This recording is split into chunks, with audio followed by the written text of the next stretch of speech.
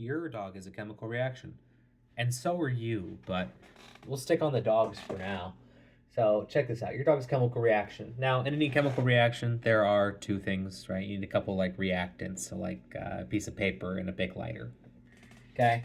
You light the paper on fire, the paper burns, you end up with ash, right? So check this out. With your dog, something happens, right? And they get it through one of these things, either internal, right? They're hungry, they're thirsty, they gotta go potty, they're tired, or it's an external thing. One of the five senses: touch, taste, hear, see, smell. Oh, and when that thing happens, they will do something. Okay, and a reaction, right? It's just doing something in response. Okay, now check this out. People use the term reactive all the time, which means they are likely to do whatever this thing is that they chose in response to whatever this is. Now, what's cool about this chemical reaction is a catalyst. It's something you can add in, like pouring gasoline on a fire. Jeez. But catalyst means you can add in and change how the reaction goes, right? You add water to a fire, you end up with less ash, you end up with less fire, right? You put gasoline on the same thing, you end up with more ash, right?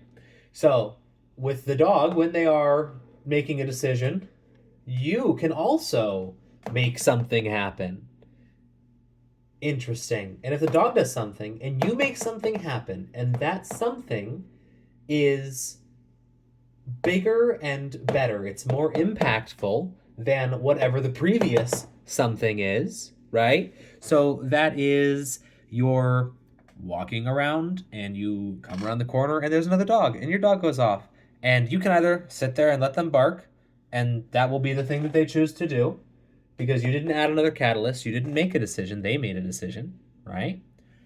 Or you can add something in. You can remove them from the space and you can reward them for being quiet, right? Ooh, that one touches, taste and smell and see, even hear. And if you touch them, if you pet them, you hit all five senses, you can really change what your dog is likely to do in response to that first thing, that first something that happened. But you also have to do something. And out of this whole reaction, right? We haven't even gotten to the end. We were still in the fire the entire time. Fire's out now. You end up with a product.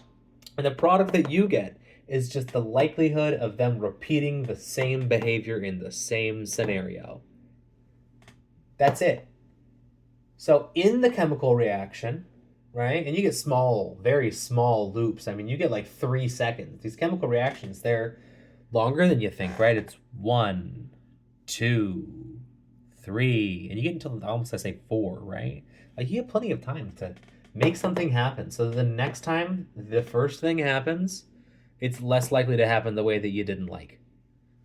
Take control. Break the pattern, or the loop will repeat tomorrow.